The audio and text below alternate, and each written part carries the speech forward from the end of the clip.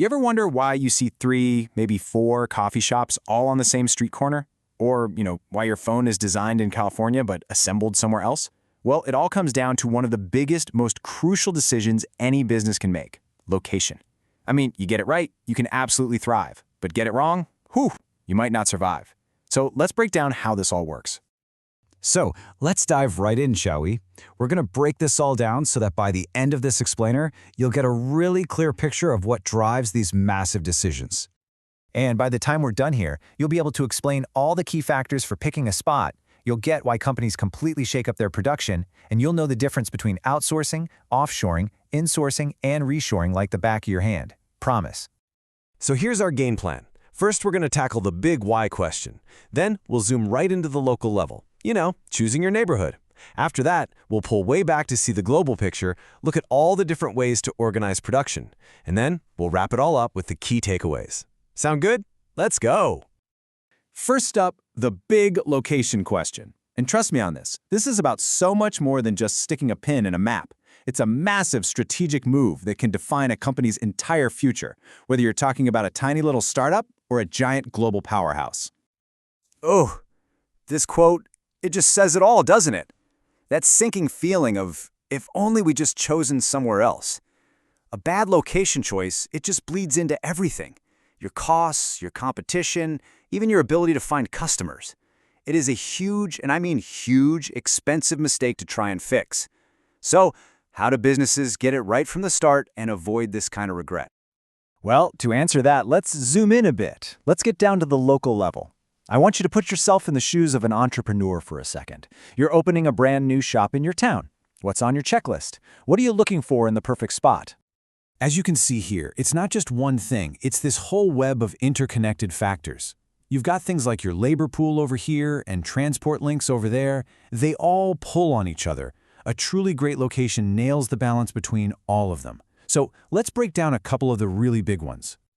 Okay, a huge factor is transport costs, and that really depends on what you make. So if you're in what's called a bulk increasing industry, like car manufacturing, you're taking tons of small parts and building one big heavy car. It's way cheaper to ship all those little parts than it is to ship the finished car, right?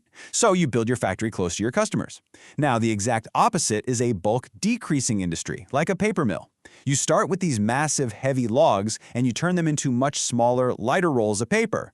So you set up your mill right there next to the forest to cut down on the cost of hauling all those heavy raw materials around. Makes sense, right? And it goes way, way beyond just transport. You've got to ask yourself, are the right people even here to hire? Is the infrastructure, the roads, the internet, is it actually reliable? Is the local government going to welcome you with open arms and maybe some incentives? Or are they going to hit you with a bunch of red tape? And can your suppliers even get their stuff to you easily? Every single one of these things hits the bottom line. Now, what about the competition? You'd think you'd want to be as far away from your rivals as possible, wouldn't you? Well, not always. Sometimes companies use this wild strategy called cannibalistic marketing. This is where a company, let's say a big coffee chain, will intentionally open a new store right next to one of its existing stores. Why on earth would they do that? To block a competitor from grabbing that prime real estate and to totally dominate the local market, even if it means that new store eats some of the old store sales. It's a pretty aggressive defensive move. All right, so we've handled the neighborhood, but in today's world, the neighborhood can be the entire planet. So now let's zoom way out and ask, what makes a company decide to pack up its bags and go international? This decision really boils down to two big forces: pushes and pulls. Think of it like this. On the left, you've got pull factors. These are like magnets, the attractions of a new country. Things like lower taxes or brand new markets that are just pulling you in. And on the right, you've got push factors. These are the reasons to get out of your home country, like super high costs or crazy competition that's literally pushing you out the door. So once a business starts operating on a global scale, it almost always leads to a fundamental rethinking of how and where the actual work gets done. And this brings us to a few key strategies for reorganizing all of that. First up, let's talk outsourcing.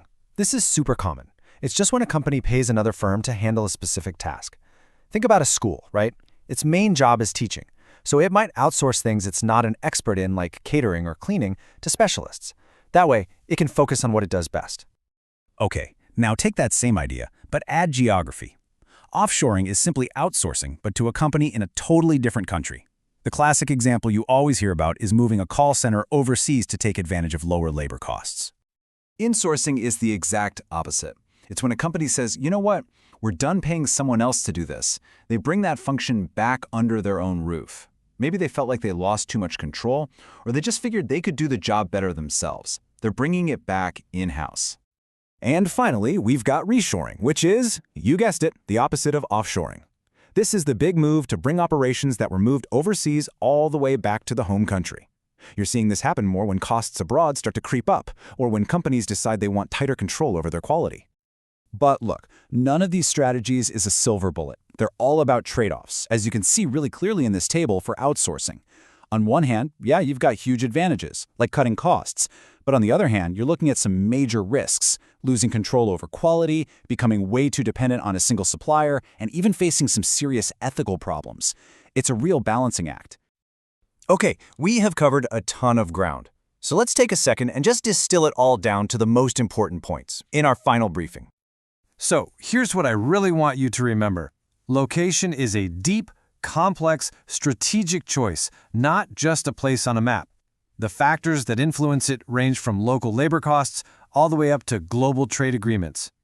Globalization creates those powerful push and pull forces we talked about. And finally, strategies like outsourcing are always a balancing act between efficiency and risk. Okay, now it's your turn to think like a strategist. Here's your first question. Why would a government roll out the red carpet with things like tax breaks and grants to try and attract a business? What's really in it for them and their community? And finally, a tougher one. Is offshoring always the best move? I mean, we've seen it can slash costs, but what about all those risks? The loss of control, the potential damage to your brand, or the fact that overseas wages might be rising? There is a lot to weigh up here. It's a really complex decision with no single right answer, which is exactly what makes the world of business so fascinating. Thanks for tuning in.